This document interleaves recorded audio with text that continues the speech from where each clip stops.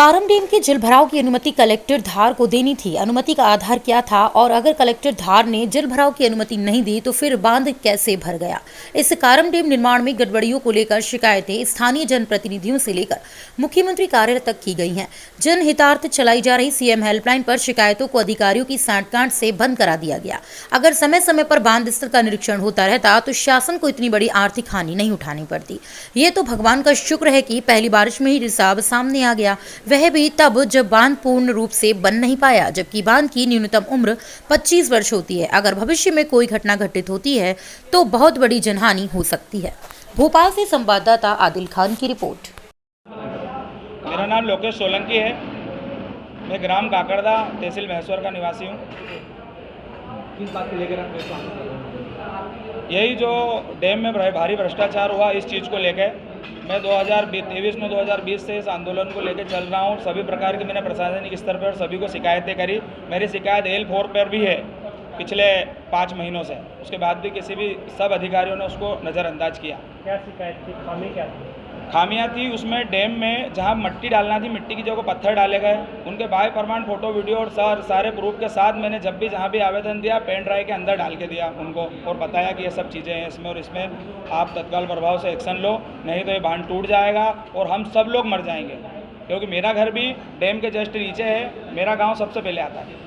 कोई कार्रवाई नहीं? कोई कार्रवाई नहीं। अब क्या किया? अब हम ये चाहते हैं कि डैम में जितने भी अधिकारी जिनको मैंने आवेदन दिए, जो दोषी हैं, उन सबको सज़ा मिलनी चाहिए।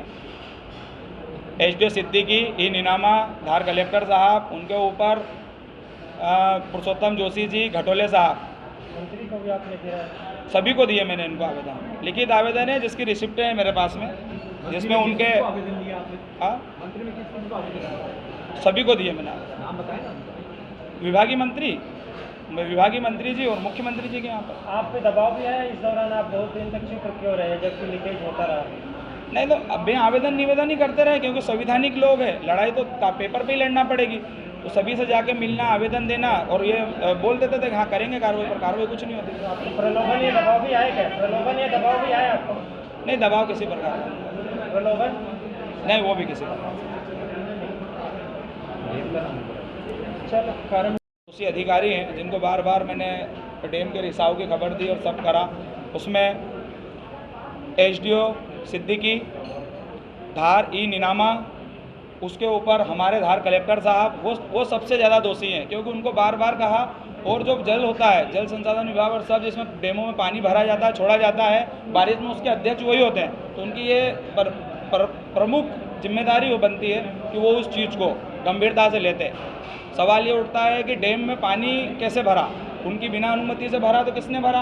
और अगर डैम में पानी भरा और रिसाव आया पानी भरने से, तो कलेक्टर साहब ने ऐसे घोर भ्रष्टाचारी जो डैम बना है उसमें अनुमति क्यों दी पानी भरने के लिए? तो मैंने उनको भी, और उनके ऊपर पुरुषोत्तम जोशी जी इंदौर, और उनके ऊपर घटोले साहब, ये 5 अधिकारी हैं, और उनके ऊपर हमारे विभागीय मंत्री एवं मुख्यमंत्री, इन सभी के पास मेरी जानकारी थी और कंटिन्यू में जानकारी थी। इन लोगों ने एक्शन नहीं लिया, जिसके कारण ये डैम में इतना बड़ा नुकसान हुआ, जिससे हज़ारों लोग बहुत परेशान हुए। त्योहार का समय था और कोरोना के बाद पहली बार खुशी में राखी बनाई जा रही थी, और इनकी घोर भ्रष्टाचार की वजह से ये डैम फटा। L4 पर चल रही है, इसका विशेष रूप से आप सर ध्यान दीजिए। मैंने इन सब चीज़ों को दिया, उसके बाद भी उन लोगों ने किसी प्रकार का भी इन सब चीज़ों में ध्यान नहीं दिया।